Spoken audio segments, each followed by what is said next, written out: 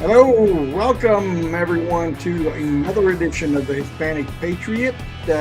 We are having some technical difficulties right now with our intrepid co-host, young Nicholas, but we are working on it, and hopefully he'll be able to join us here shortly. Now, without further ado, we are broadcasting direct from the underground bunker, disguised and very secretly planned in the deep behind enemy lines of Denver, Colorado. But we will proceed with the show and we will give you some good information. We've got a lot to cover tonight. We're going to start with some local Colorado news regarding the Colorado GOP chair, Brita Horn. And we're going to talk a little bit about the assemblies coming up, both county and state.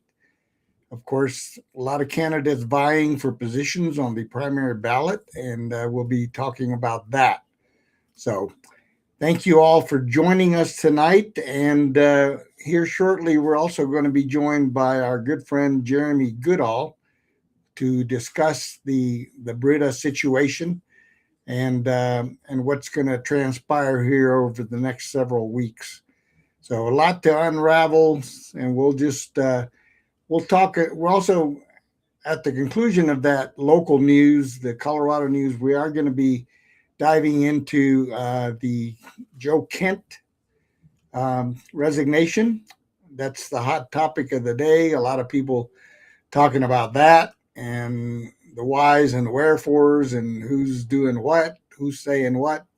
So we're going to try to take a little deep dive into that as soon as we get through with the Colorado news. So right now, what we're going to do is we're going to talk a little bit about Brita Horn, who is the current state GOP chair, who announced her resignation this past week, effective April the 17th, upcoming next month, which is about a week after the state assembly.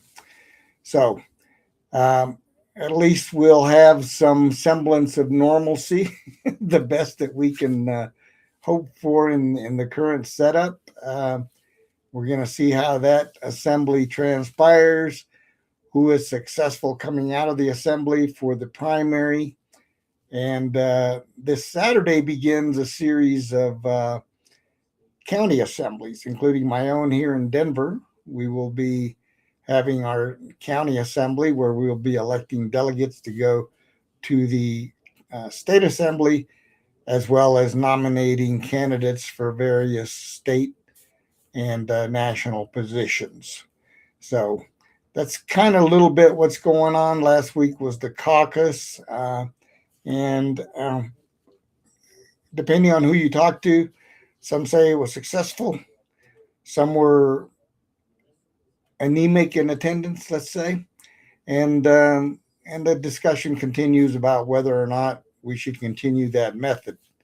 So we'll see how things shake out in that arena.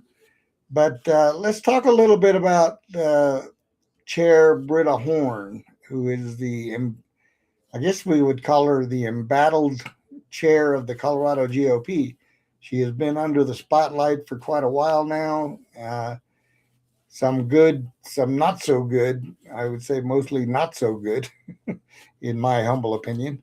But with her announcement, it means that she finally saw the handwriting on the wall after we had a meeting where the body basically voted 90% to give her a vote of no confidence. Now, it wasn't 100% attended by the entire Central Committee, but those that were in attendance were in agreement that it was time for Brita to go. So maybe that, entered into her decision making. I don't know. I'm not in her head, so to speak, nor do I want to be.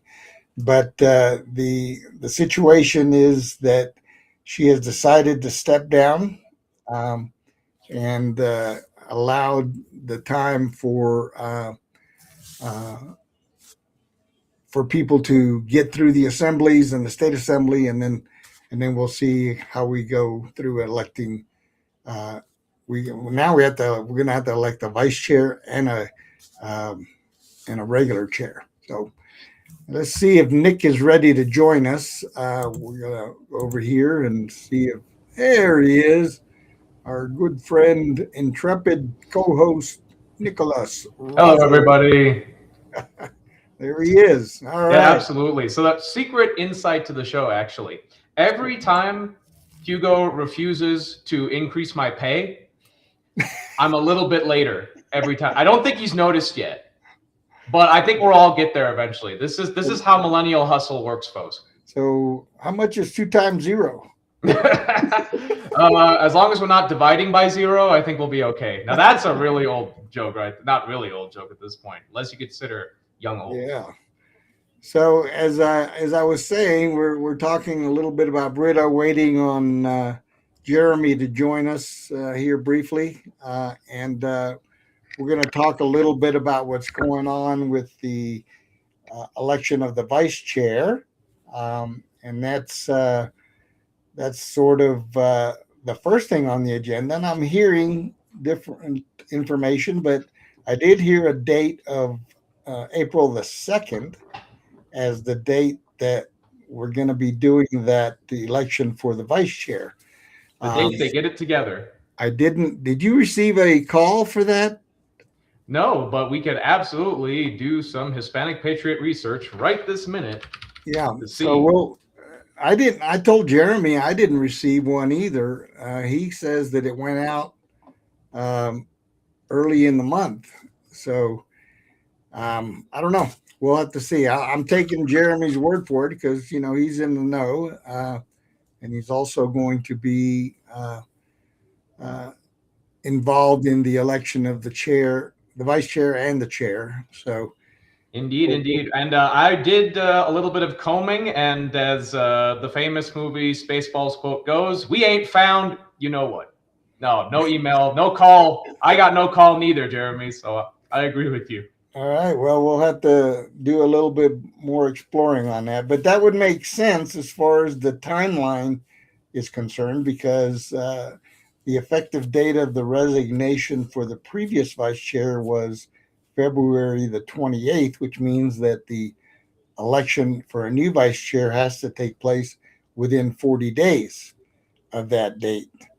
So, if you do the math, that February 2nd sounds about right, somewhere in that neighborhood. But we'll see. I mean, it looks like we'll have 2 elections then. We're going to have the election for vice chair, election for chair. I believe Russ is staying on as secretary, and I can't say about Richard Keck, who is the current treasurer. I believe the treasurer is an appointed position. So my guess is if we get a new chair, we'll also probably get a new treasurer, depending on who gets elected. Now, I haven't heard any names yet. I've heard one name for vice chair, and that would be Eric Grossman. And then there's potential possibility that Brita has so-called handpicked a successor for both the vice chair and the chair. So a lot to be unraveled over the next few weeks, and it's going to be what they call a barn burner in Texas. Well, all I know, Hugo, is that I think this is exactly what we voted for. More elections. We wanted more elections, more issues, more division. This is obviously what everybody in the SEC wanted. Yeah. I just think this is very silly that more central committee meetings. Yeah, exactly. You know what's interesting is that was in the OSS manual during our pre-CIA days. Was if you want to destroy an enemy's organization, infiltrate it and organize endless meetings. That is a very 101 thing to do. And I think that's what we're seeing. I mean, we really got to talk about how dirty and corrupt Colorado politics has become. This is really, it used to be a place of idealism, and I think it still absolutely can be, but we're going to have to work harder to make that happen, because just because Brita Horn has been voted out, folks, and I think, Hugo, you might agree, just because Brita has been voted out doesn't mean the establishment is done.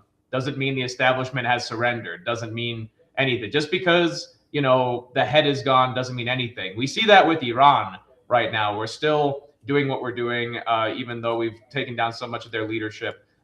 This war is very much not over, folks, for the Colorado GOP. So stay tuned, stay on your toes, and make sure you like and subscribe to Hispanic Patriot Podcast, because we have insights here that you will literally not get anywhere else. So stay tuned, stay in touch, and let us know what you think. We appreciate it.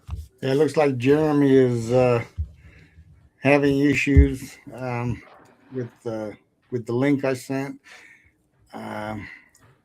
We're still having that issue with the emails going to spam, it looks like.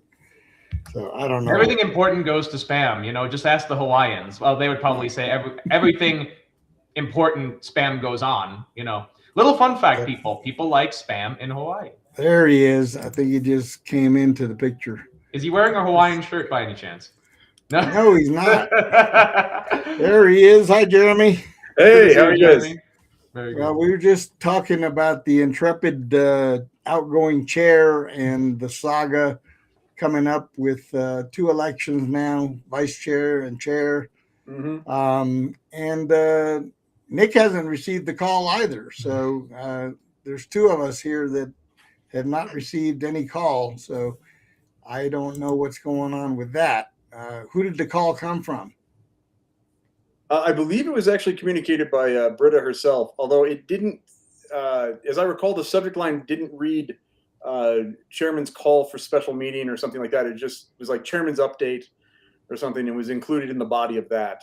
Oh, really? As I recall. Okay. But Well, I guess not an that official call then. Just another data point in the continuing pile of why people voted no confidence. Exactly. So how do you see this thing playing out on your end? We're obviously going to have a vice chair before we have a chair. Yes, and actually the vice chair, according to the Colorado Republican state bylaws, the vice chair is actually the one that has the requirement to call the meeting for the election of a new chair. That is mostly because that's actually one of only 3 actual duties of the vice chair that are articulated. And so the vice chair is required by the bylaws to issue the call within 10 days of the vacancy occurring. Okay. So that would be April 8th at the earliest, I think. Because that would be within 10 days. The bylaws do not require that it be after it doesn't say within 10 days after the vacancy occurs. It says within 10 days of the vacancy. So since she has already pre-announced and said she's going to be doing this, I believe it is actually appropriate that he would call it earlier and get a jump on it. Really? I thought it had to be within 10 days of the actual effective resignation. That's not the way you're reading it? I'm reading it as of the vacancy. So she's announced her resignation, but the vacancy takes place as of the 17th of April. Right. That's her effective date. So then wouldn't the 10-day clock start on the 17th? Well, if it had said after, 10 days after the date, but it says within 10 days. And so 9 days before would be within 10 days. So the usage of within does allow it to go forward and backwards from the effective date. Okay. That would be my reading of it. But I'm sure Brita has her own interpretation, and hopefully whoever gets elected as vice chair will be someone that's versed enough to realize that we probably should put out a call sooner rather than later. All right. So, what do we know about candidates for vice chair? To my knowledge, at the current moment, you have Eric Grossman, former chair, county chair of Mineral County.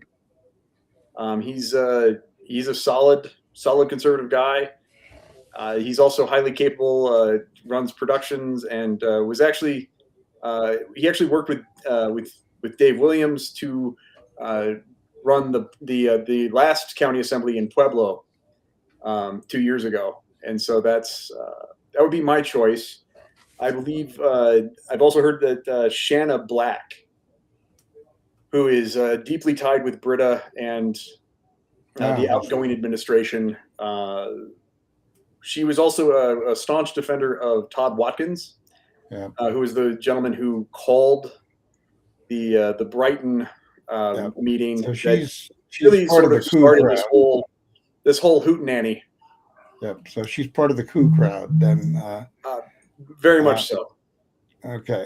So that would need to be made very clear, I think, in any discussion about election. Anyone else that you've heard of? Those are the only two names that I've actually even heard floated. Okay. So now I haven't seen Eric announce anything. Do you know if he's planning to? Today's the. I believe he actually sent out an email notification, so that may have also gone into your spam folder. But no, I'll text him and remind him to drop you guys a line and show you some love there.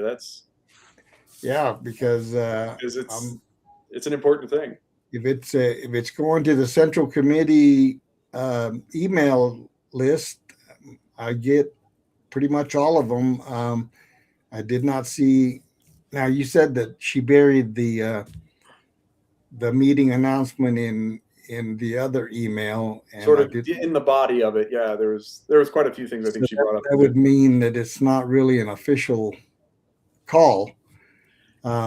Doesn't that continue then? The rules for thee, but not for me, kind of mentality. Yeah. Unfortunately, it's just continued par for the course with what we've seen from her for the last year. Okay. Well, we've got some county assemblies coming up, and we've got the state assembly coming up. So my understanding is that Brita, in her infinite wisdom, did what she could to reduce the number of delegates attending this next state assembly through her, I guess, powers that be. So several counties are going to have a whole lot less delegates than normal. And I don't know how that's going to shake out in the overall scheme. But the other question comes to mind is, and I don't know how many governor candidates there are left still in the race. My guess is still too many, as far as I know. More than 10 is what I'm guessing. If they all get 10 minutes, we're going to be there for quite a while. Yeah. Thank you, Jeremy. This is why we bring Jeremy on. He thinks of the things that nobody else does. I didn't think about that, and now I really wish. I wouldn't say I wish I wasn't the delegate, because I always really enjoy these, actually, because I've done this my whole life. It's been enjoyable, but I did not think about that aspect, Jeremy. Thank you. How would you expect us? Let me ask you a question then. For anyone who is interested in being a delegate or a member who would have to attend these meetings, how do you not go insane through them? I'm sure you do have a lot of experience on this. So why don't you divulge for our audience? Well, I personally have a somewhat morbid sense of humor, and morbid curiosity is just something that tickles me, and I'm immensely entertained by what people find to feel that they need to express to a crowd. And I enjoy it because it's fellow Republicans getting up and making their case, and usually I already know who I'm going with before the event, but it's always possible that somebody's going to step up and you might get a little magic moment where somebody really resonates with the crowd or comes up with something important to say that you weren't expecting. And so there's always the potential for drama. Yeah, well, I mean, I will say though that my survival strategy is keep my blood sugar up and bring snacks, is because it gets long. I don't know. Just like being in the field in the military, it's I like have no it idea where depends on the this snacks. do you know where this venue is? I mean, have you heard of it before? Somewhere down University of Colorado in Pueblo, one of their campuses. Yeah, but I'm just wondering if you're familiar. I don't with recall the specific address off the top of my the head. vicinity, whether or not there's places to eat or whatever. I believe there's supposed to be some food trucks showing up, unless. Well, actually, folks, I do have we have some exclusive Hispanic Patriot insight knowledge on this, actually, because we have a final message from Brita Horn exactly on this topic, and it reads, "Let them eat cake." So we'll have plenty of food, at the tasty food at the meeting. So thank God for that. As long as it's chocolate cake, I'm okay. All right. Well, I guess we're gonna have to wait and see. I was talking to someone earlier today that's also a veteran Republican, and he mentioned that there is a slight to medium possibility that we could have a 2-day assembly because of the timing. Unless they're going to do a marathon session into the late night, by which the crowd would be very thin. Lock the doors, I guess. Well, it's funny because that actually becomes a bit of a brinksmanship strategy, and I always tell people if they've gavelled in, do not leave, because as long as they're gavelled in, they have the meeting. You can say that to people. If your people walk out and you leave and you leave it unattended, they get to do whatever they want with your blessing. Yeah. Because that's how it works. And so if they don't recess it to another time, if they don't adjourn the meeting, make plans to stay, make plans to be there for the full count. Yeah, and politics is about persistence. Yeah. The other thing is the scheduling of the venue. I'm seriously doubt if they plan to schedule it for 2 days. So, and where would the money come from to do a second day? So my guess is they're going to have to run this thing through as quickly as possible, or find some way to limit the number of speakers on the governor's side, because honestly, there's only a handful that are viable, and some of those aren't going to be there. So why are we going to waste our time listening to people who have no chance? So I don't know what the mechanism would be to limit the number of candidates that speak. But unfortunately, I don't think there is a mechanism to do that. That just requires them to exercise good judgment. Then they need to cut the amount of time. A lot of that in Colorado right now, unfortunately. Yeah, they could cut the time of speaking. It doesn't have to be 10 minutes each. It can be 5 minutes each. No, well, that is one way to handle it. I believe the candidates have to all agree on that. People get an opportunity to address the body. Yeah, my guess is that the overwhelming majority of the body will already have their candidate picked before they go. Nobody's going to be persuaded. I mean, maybe a few here and there, but for the most part, I think the majority of the body has a candidate in mind already, and that's going to be, something that they need to take into consideration. But then again, we know Brita and how she runs meetings, so it's going to be interesting. I do know that I have heard that the Republican National Committee is sending in a specific parliamentarian to actually run the meeting. I've heard that directly from numerous places. I haven't heard it from Brita to chair the meeting. So there'll actually be a chair pro tem to basically make sure that it is kept running on track. And I think the National Committee is basically assessed that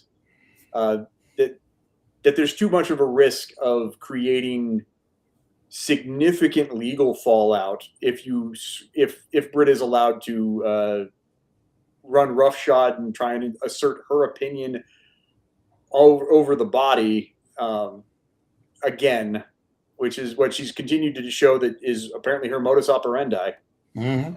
Every meeting I've seen her conduct. She just shot down this past Monday the meeting that we had. So I knew that from as soon as I found out who was there, it was a waste of time because she had her minions there and they were going to vote for her position no matter what. So I was tremendously disappointed with how those folks chose to basically assert that if Brita doesn't agree, then it's out of order.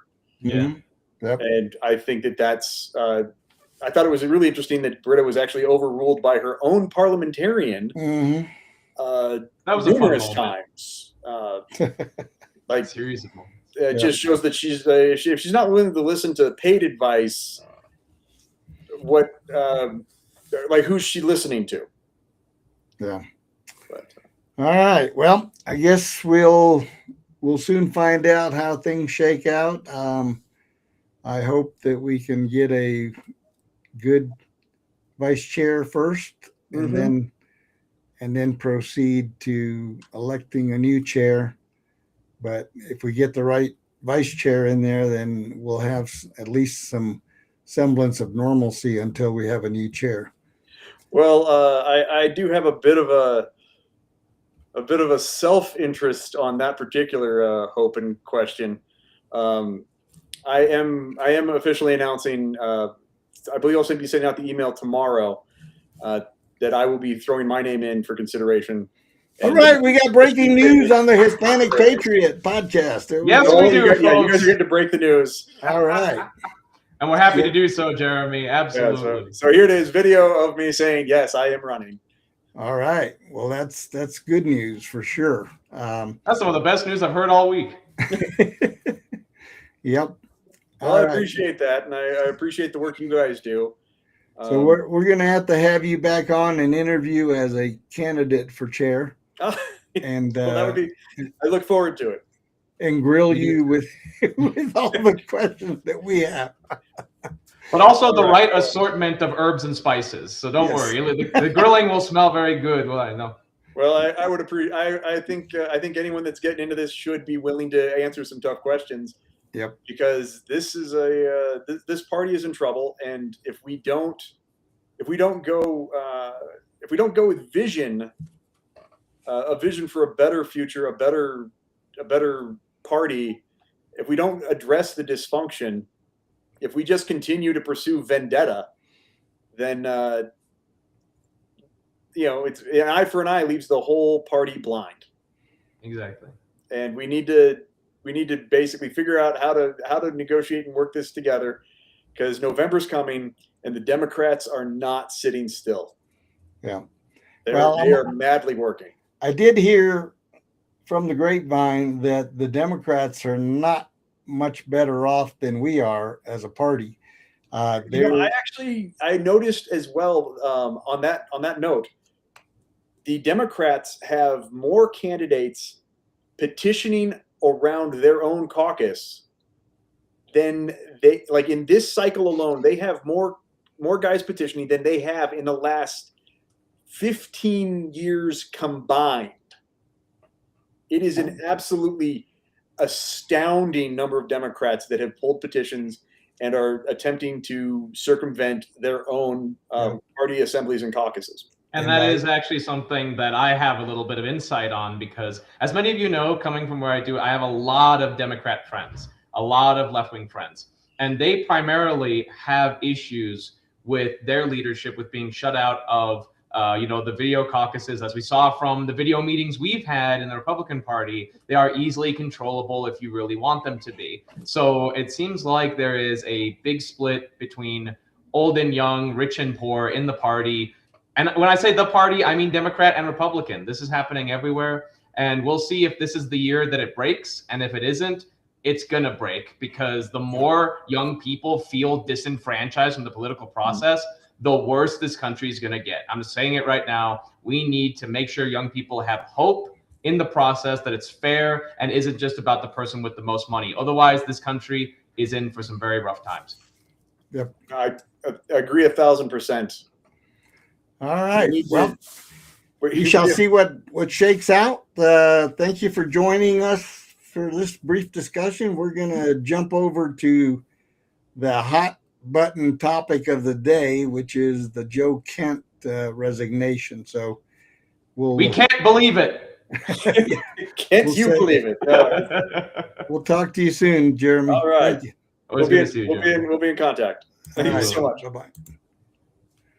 Always glad to have Jeremy Goodall on the Hispanic Patriot Podcast, everybody. Good friend of the show. All right. So let's go ahead and head over to something that is the breaking news of the day, and let's listen in a little bit on a couple of clips before we discuss our end of the spectrum with regards to Joe Kent's resignation. Counterterrorism Center. Now, I want to be clear from the outset. I've communicated directly with President Trump my support for Operation Epic Fury, and I was very not only disappointed, but how inappropriate this letter was. And I want to read a statement that and get your personal assessment, whether you agree or disagree with that. And that's this. Early in this administration, high-ranking Israeli officials and influential members of the American media deployed a misinformation campaign that wholly undermined your America First platform and pro-war sentiments to encourage a war with Iran. This echo chamber was used to deceive you into believing that Iran posed no imminent threat to the United States and that you should strike now. There was a clear path to a swift victory. This was a lie and is the same tactic the Israelis used to draw us into a disastrous Iraq war.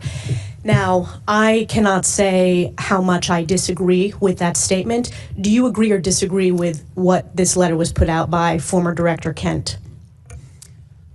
He said a lot of things in that letter. Ultimately, we have provided the president with the intelligence assessments, and the president is elected by the American people and makes his own decisions based on the information that's available to him. But do you agree with, does that statement he made blaming Israel concern you?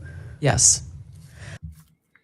Okay, well, that's the one break of the day, which is what was Joe's motivation? And let's kind of talk a little bit about who Joe is, because we want to lay some groundwork here, and we'll get so Joe Kent is or was the director of national counterterrorism, and he was appointed by President Trump to do this work.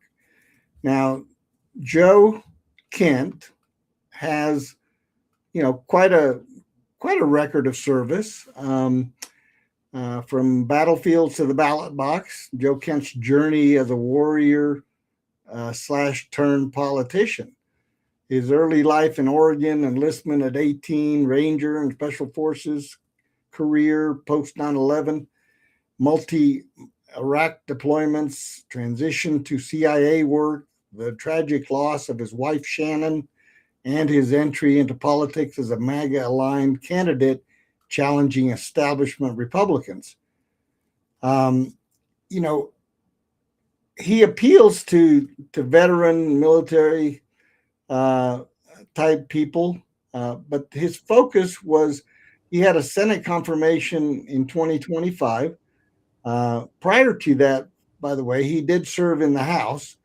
So he was his role advising on global threats, service under the DNI, Tulsi Gabbard, whom we just saw on the video, and the intense pressures of leading counterterrorism, excuse me, amid evolving Middle East dynamics.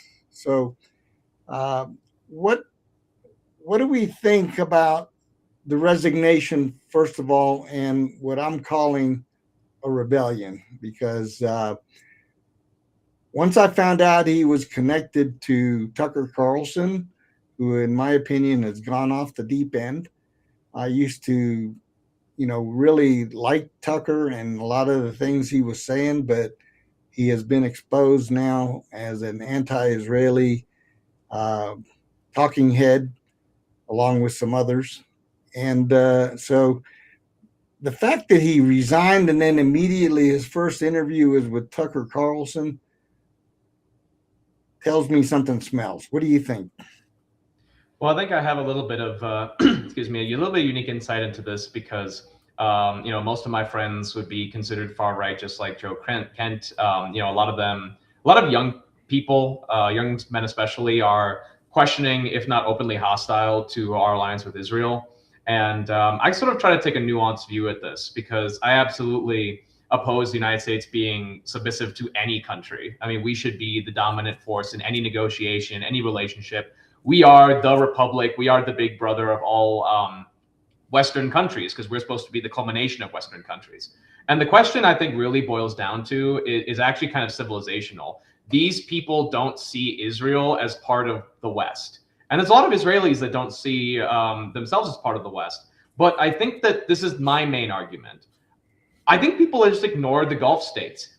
They ignore Saudi Arabia. We've had a relationship with Saudi Arabia, who is the main enemy of Iran, literally longer than Israel has existed. And the relationship that we have to the Saudis, I'll put it this way. We've told Israel to do a lot of unpleasant things. We've never told Saudi Arabia to do an uncomfortable thing.